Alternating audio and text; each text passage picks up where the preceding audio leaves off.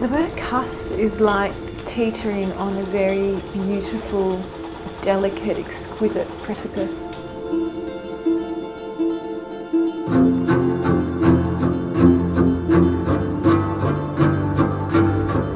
The name Material Byproduct describes a very different approach to fashion, which is really firmly based in design thinking.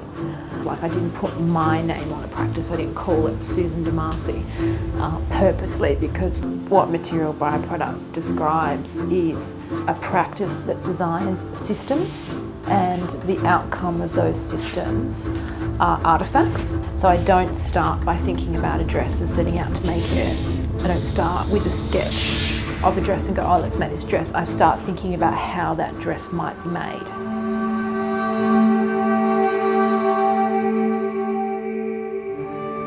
The four systems are a system for marking cloth, a system for cutting cloth, and a system for rejoining cloth, and a new system that I'm really featuring through the CUSP exhibition I call accumulation, which is a system for accumulating detail over an expanded time period.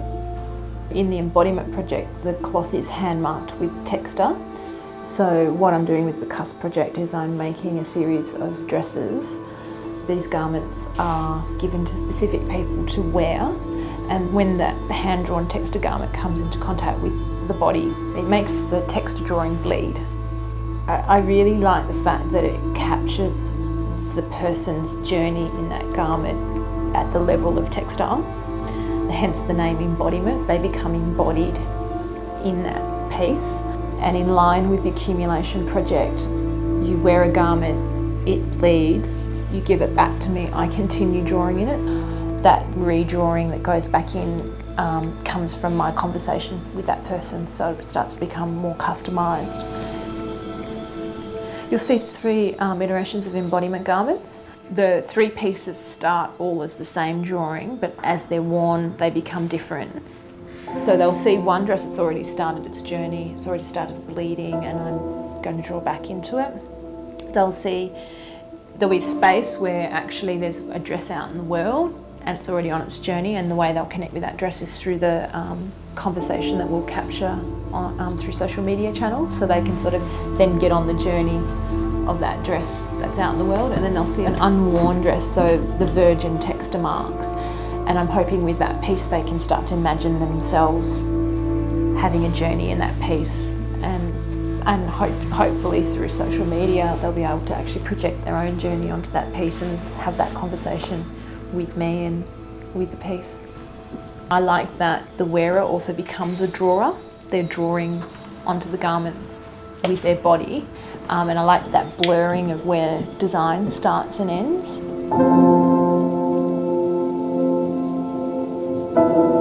I want people to come and engage in embodiment or my house with a sense that they're on a journey and they're participating in the making of history.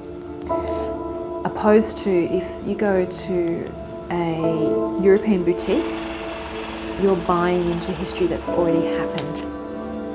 If you buy into Chanel, you buy into Louis Vuitton, you buy into Hermes, beautiful, like, don't get me wrong, beautiful, but that happened 100 years ago. And what they trade on is their heritage. What I always loved about those labels is I would look at the historical pictures and think, oh, this is amazing, wouldn't it be amazing? And then I thought, well, I'll do it now. I want people to get a sense that they're on a journey and it's important, and they're contributing to history in the making, and they're a part of history in the making now. I see the role of design in our lives as principally being about designing cultural change. So culture in terms of art, design and fashion culture, changing that, not just putting stuff in it, not just designing stuff to sell in it, but actually changing what that is. On an industrial level, I'm thinking through not just process, but pre-process. What does the future of working look like? What does the future of working feel like? What sort of space will we work in? Which country will things be made in? How will they be made? That's the most important thing I do as a designer.